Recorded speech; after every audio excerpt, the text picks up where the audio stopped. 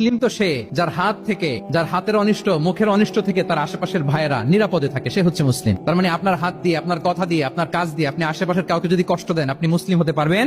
আপনি আশেপাশের কাউকে কষ্ট দিতে পারবেন না। আপনার নেইবরকে যদি আপনি কষ্ট দেন, আপনি মুসলিম হতে পারবেন না। আপনি অন্যের প্রাইভেসিতে যদি ইন্টারফেয়ার করেন, কারো প্রাইভেসি যদি ভায়োলেট করেন, আপনি ভালো মুসলিম হতে পারবেন?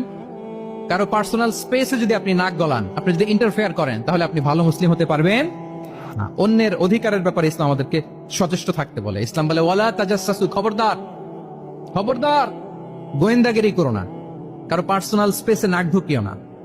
যেটা তোমার ইস্যু না, যেটা তোমার বিজনেস না, ওখানে তুমি কবু যাবে না। কিন্তু আমরা এগুলো ভায়োলেট করি, দেদারসে কি বলেন? অন্যের কোনো বিষয়ে আমাদের আগ্রহ থাকে বেশি, এরকম থাকে না? এনএসইউতে আলহামদুলিল্লাহ এরকম কেউ নাই, আছে এরকম? কার পার্সোনাল বিষয়ে আমাদের কোনো ইন্টারেস্ট আছে না নাই? হাফ হাফ হয়ে গেছে, দেখছেন? আচ্ছা, অন্যের পার্সোনাল বিষয় জানতে খুব মন চায় কার কার? দেখি হাত তুলে ফেলছে কয়েকজন, আল্লাহ হেদায়েত দেখ আমাদেরকে। আচ্ছা, অন্যের পার্সোনাল বিষয়ে নাক গলাই না, এরকম কারা কারা? দেখি। মাশাআল্লাহ মাশাআল্লাহ মাশাআল্লাহ, ঠিক আছে, হাত নামান, ঠিক আছে। এবার দুইবারের একবারও যারা হাত তোলেন নাই তারা হাত তোলেন। আপনারা কি করেন? আচ্ছা, তাহলে অন্যের পার্সোনাল ইস্যুতে আমরা আজকে থেকে নাক গলাবো? আমরা ভুল করে ফেলি, ইনশাল্লাহ আমরা এমনটা করবো না। আমরা খুঁচিয়ে খুঁচিয়ে তার পার্সোনাল বিষয় জানতে চাই। বিশেষ করে নিঃসন্তান দম্পতি পেলে আমি দেখেছি খুঁটিয়ে খুঁটিয়ে তাকে প্রশ্ন করে যে ভাই কি সমস্যা, বেবি নিচ্ছেন না কেন, কার সমস্যা, আপনার সমস্যা না ভাবির সমস্যা? আরে বেটা, তোর কি সমস্যা সেটা বল। একজন নিঃসন্তান দম্পতি কি পরীক্ষার মধ্য দিয়ে যায় আমাদের কোনো আইডিয়া আছে? তার এই পরীক্ষার মধ্যে যদি আমরা কাটা গায়ে নুনের ছিটা যদি দেই, তাহলে তার কেমন লাগবে বলেন তো? আছে তো সে পরীক্ষার মধ্যে। খুঁটিয়ে খুঁটিয়ে আমরা তাকে বিব্রত করার চেষ্টা করি। আল্লাহ আমাদেরকে হেফাজত করুন। এগুলো আমরা করবো না, ইনশাআল্লাহ বলেন।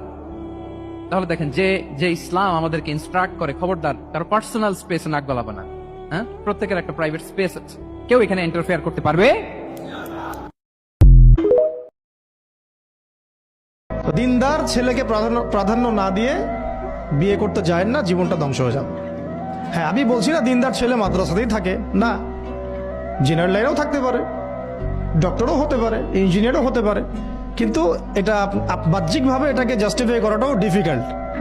সেটা হচ্ছে দিনের প্রতি তার ফিকির কেমন, দিন নিয়ে তার কাজ কেমন, তার লাইফস্টাইল কেমন, তার পরিবার কেমন, কোন পরিবেশে সে বড় হয়ে উঠেছে, তার একাডেমিক্যাল সার্টিফিকেট কেমন, তারপরে তার দাওয়াতের মেহনতে অ্যাক্টিভিটিস আছে কিনা, বা ব্যবসা হালাল কিনা, বা চাকরির হালাল কিনা, নামাজ ঠিক আছে কিনা, তার মধ্যে সুন্নাহ আছে কিনা।